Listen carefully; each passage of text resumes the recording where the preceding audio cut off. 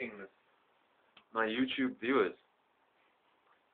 Oh, yes, if once I have the house to myself, some room, and I thought I'd try doing a video in a different room because it's getting a bit boring in my own room.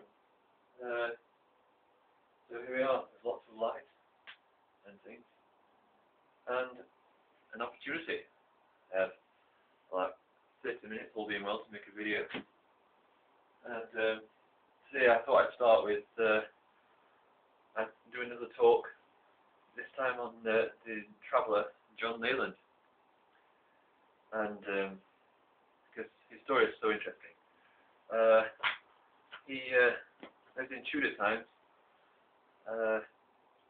He was appointed to the royal court, and in say, was it 1520s, and but I think it was 1530 when Henry VIII got John Leland to, at the time of the dissolution, to take a lot of the spiritual books and literature from the monasteries that were all being pulled down and closed and taken, so they would be saved. And John Leland's mission was to gather all this material from the monasteries and libraries of England and to save them for the future. John Leland took it a bit further than this, and as soon as he started out, he was a very precise man, you see.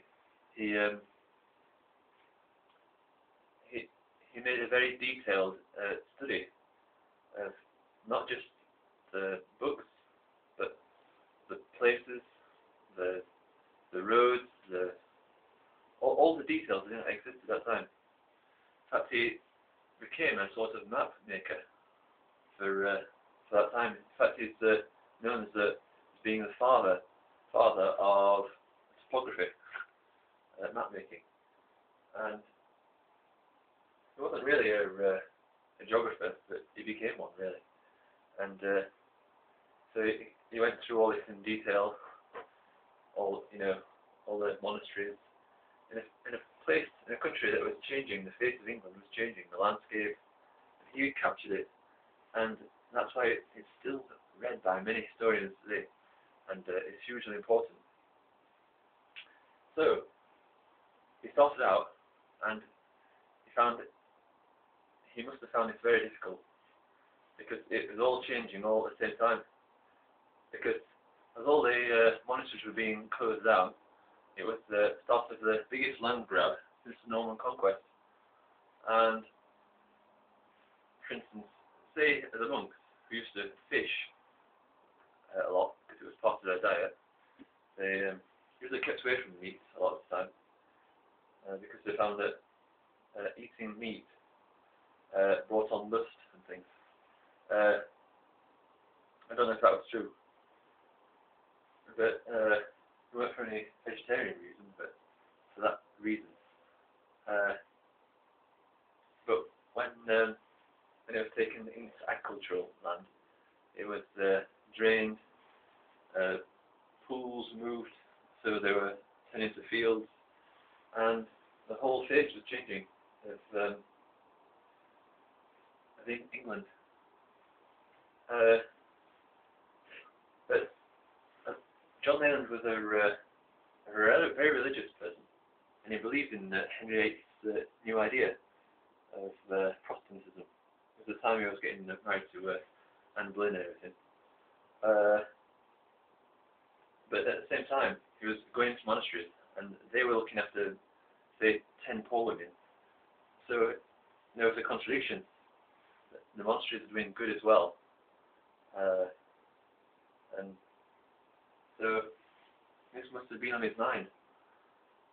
And after all the difficulties of map making, getting all this down, it eventually drove him insane, and he went quite mad. But he left a legacy something very interesting for future generations. And he was very well liked by Henry VIII, and when John Leland died, Henry VIII made sure that all the work he'd done, he never finished his work by the way, was saved for future generations. And although Henry VIII did some questionable things, that's not my place to go to, but he made history very interesting anyway. So he's a very well loved person in history and disliked as well. That's what makes him interesting. But John Leland was his works were collected about 150 years actually.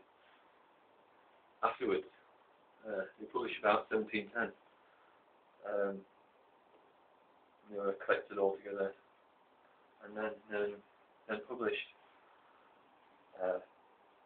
And he made a very significant contribution to the scholarship of Tudor England.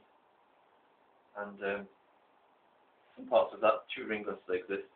I mean, you may find the odd Tudor house and things, but if you follow the book by John Leland, you might find the odd place that still exists, like the fish house, that's not like next to a fishing pond anymore, next to a field or a housing estate or something. But then again, if you go to like Falmouth, if you go down by the harbour, where Henry VIII was making his castles and things, it's hardly changed at all. So I'll just do a bit on John Leland, the traveller, something I've always been interested in. Maybe I'm a bit of a gypsy deep down. So yeah, I get very little time to make my videos, that's why I do so few. But I have, few minutes. So I made a video. John Leland. Long live the memory of John Leland. Phone. Yeah, I got a new phone, but it's a great picture. It's just his old one. The only problem is the memory is about 5 minutes. So never mind.